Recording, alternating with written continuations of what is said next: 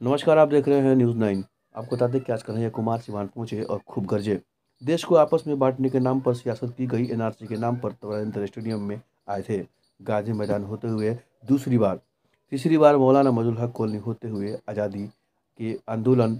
आज bus stand में उन वीरों को याद करते हैं। ये सेमिनार उन सभी वीरों की समर्पित है। मैं खुश रहने वाला, मुस्कुराने वाला, आशावादी व्यक्ति हूँ। कुछ दौर है कि हस्ती मिटती नहीं हमारी, सदियों दुश्मन रहा ज़माना हमारा। कई तरह से उन्होंने शायर भी कहा। आपको बता दें कि आइन का उद्देश्य क्या है, संविधान का कैसे। वो मोदी जिस महिला को छोड़ गए उसका नाम यशोदा है, कंस है तो कन्हैया भी होगा, ये कहते गए कन्हैया कुमार। गोडसे ने जो सबसे बड़ा हिंदुत्ववादी कहता था कि वे कहते थे कि रघुपति राघव इस सत्य को नहीं बदल सकते। इतिहास बदलने की बात कहते हो, जो वर्तमान नहीं बदल सकते वो इतिहास नहीं बदल सकते। एक कहते कहते उन्होंने एक बहुत बड़ी बात कह दी कि एक पद्मश्री दूसरा कहती है कि आज़ादी भीख में मिला है। तो इस पर वो उनका कहना था कन्हैया कुमार का कि बंदर क्या जाने अदरक का स्वाद। और उन्होंने कहा कि जो आज़ादी के लिए लड़ता है, जिसने कुर्बानियाँ दी, जो उससे जोड़ता है वो मतलब समझता है। तो आइए ले चलते हैं सीधे कन्हैया कुमार के पास। आप देख सकते हैं कि उनको चित्र को स्केच बना हुआ लोगों ने उनको दिया है, वो काफ़ी ये खुश थे। हमारी आज की पीढ़ी की तो सवाल आइए है। सीधे ले चलते हैं इस कन्हैया समाज कुमार के को पास। गुमराह सबसे करने बड़ी के कवरेज। लिए देश की जनता के जो बुनियादी मुद्दे हैं, रोजी रोटी, कपड़ा, मकान, शिक्षा, स्वास्थ्य, सड़क, बिजली, पानी, इसको गुमराह करने के लिए इंसान को इंसान से बांटा जा रहा है, इंसान को इंसान से लड़ाया जा रहा है। तो मैं आपको एक बात याद दिलाना चाहता हूँ, यह देश सबका था, सबका है और सबका रहेगा। इसके लिए हमको एकजुट रहने की बिहार के साथियों से, जैसा कि सुशील भाई ने कहा कि हम हर गांव, हर गली, हर चौराहा, हर नुक्कड़, हर शहर, हर बस्ती जाना चाहते हैं। हम बिहार के लोगों से बात करना चाहते हैं, संवाद करना चाहते हैं। इसीलिए आज हम लोग कोई पॉलिटिकल रैली नहीं कर रहे हैं, हम सेमिनार कर रहे हैं, हम बात करना चाहते हैं। और हम अपने बिहार के लोगों को ये याद दिलाना चाहते हैं, साहब क्या कमाल की धरती है ये। सिद्धार्थ चल करके आए यहाँ, इस धरती ने उनको महात्मा बुद्ध बना दिया। क्या धरती है। मोहनदास करमचंद आए थे, चंपारण की धरती ने उनको गांधी बना दिया। ये बिहार के लोग हैं। बिहार जब तक उठ करके नहीं खड़ा होगा, इस बेकाबू बैल को लगाम नहीं लगाया जा सकता है। इस बेकाबू बैल को लगाम लगाने के लिए बिहार के लोगों को यह स्मरण करने की जरूरत है कि हमारी गौरवशाली परंपरा क्या है। हमारी गौरवशाली परंपरा यह है कि घमंड हो गया था। नंद वंश के राजाओं को जनता के ऊपर जुल्म कर रहे थे। एक चरवाहे को चाणक्य ने सबसे बड़ा सम्राट बना दिया था। हम उस धरती से आते हैं जो अशोक की राजधानी है। हम उस भूमि से आते हैं जो ज्ञान की भूमि है, जहां नालंदा विश्वविद्यालय का निर्माण है। हम उस तप की भूमि से आते हैं जहां एक से एक सन्यासी पैदा हुए, जहां महावीर हुए। हम उस भूमि से आते हैं कि इस देश को जब भी जरूरत हुई है, सन 57 की उस लड़ाई में वीर कुंवर सिंह ने अपना हाथ काट करके नदी में प्रवाहित कर दिया था। हम उस भूमि से आते हैं कि जब सिस्टम में और हथौड़ी लेकर के पहाड़ काट करके रास्ता बना दिया। हम इस भूमि से आते हैं 1942 के भारत छोड़ो आंदोलन में, जब महात्मा गांधी ने कहा करो या मरो, गांव गांव गलियों गलियों में आंदोलन हुआ। कोई ऐसा गांव नहीं है जहां आपको कुछ स्वतंत्रता सेनानियों का परिवार नहीं मिलेगा। और मुझे गर्व है कि मैं स्वतंत्रता सेनानी के परिवार से आता हूं।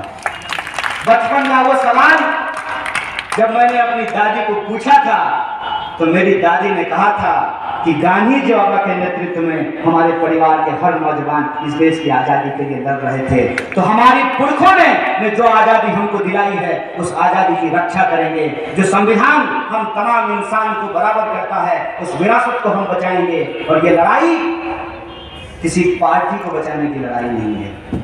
ये लड़ाई मुझे, इन्हें या उनको मुख्यमंत्री बनाने की लड़ाई नहीं है। ये लड़ाई किसी पार्टी को दोबारा सत्ता में लाने की लड़ाई नहीं है। मैं ये बात नहीं कह रहा हूं। मैं कहता हूं कि मैं आज उस पार्टी का दामन थामा है मैंने जिस पार्टी की एक बड़ी खास बात है। कोई कहता है कि मैं मुसलमान का पार्टी हूं, कोई कहता है कि हिंदू का पार्टी हूं, कोई कहता है पिछड़ों की पार्टी हूं, कोई कहता है कि अगरों की पार्टी हूं। कांग्रेस पार्टी एक ऐसी पार्टी है जो किसी की नहीं है, ये सबकी पार्टी है। ये एक ऐसी पार्टी है जिसके पास ये विरासत है जो किसी मंच से खड़ा होकर के बिहार में भी कह सकता है, बताइए कौन ऐसा समुदाय है जिससे कांग्रेस पार्टी ने बिहार का मुख्यमंत्री नहीं बनाया है।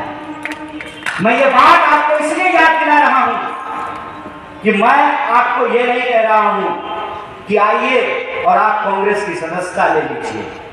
मैं सिर्फ आपको ये कह रहा हूं कि जाके पैर न फटे बिबाई, वो का जाने पेड़ पड़ाई। जो पार्टी आजादी दिलाई है वही पार्टी आजादी बचा सकती है। जिस पार्टी के नेताओं ने हंसते हंसते फांसी के फंदे को चूमा है, उसकी विरासत को आज हमको बचाने की जरूरत इसलिए है कि हमारे आने वाली पीढ़ी का सवाल ये नहीं है कि हमारी इबादत का तरीका क्या होगा। हमारे आने वाली पीढ़ी का सवाल ये नहीं है कि हमारी पूजा पद्धति क्या होगी। हमारे आने वाली पीढ़ी का सवाल ये है, ना रहेगा बांस, ना बजेगी बांसुरी, ना रहेगा सरकारी संस्थान, ना मिलेगी सरकारी नौकरी। हमारी पीढ़ी का सवाल ये है कि 45 साल में, इस आंकड़े को याद रखिएगा, विपक्ष अगर एक झूठ बोले तो सीधा जेल जाता है। सत्ता पर बैठे लोगों का राज है, जो मुंह में आता है बकता है। 45 साल में पहली बार देश में सबसे ज्यादा बेरोजगारी है। आपको सुन करके आश्चर्य नहीं होता है जब आप बड़े बड़े पोस्टरों पे लिखा हुआ देखते हैं, अब की बार 300 पार। नारा नहीं है, धमकी है। एक दो बार और भाजपा को जिता दीजिएगा ना तो पेट्रोल 300 रुपये खरीदिएगा। इस बात को याद रखिएगा। वो अपना सीट नहीं बता रहे हैं, पेट्रोल डीजल का भविष्य का दाम बता रहे हैं। अब की बार 300 पार।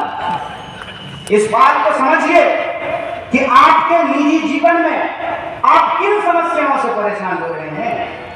मैं अपने साथी के घर पे गया, बीचों बीच बाजार में दिन में मच्छर जो है ना, हिंदी का गाना गुनगुना रहा था। आपके आ जाने से कोई ऐसा गली मोहल्ला नहीं है जिसके नाली के ऊपर ढक्कन है।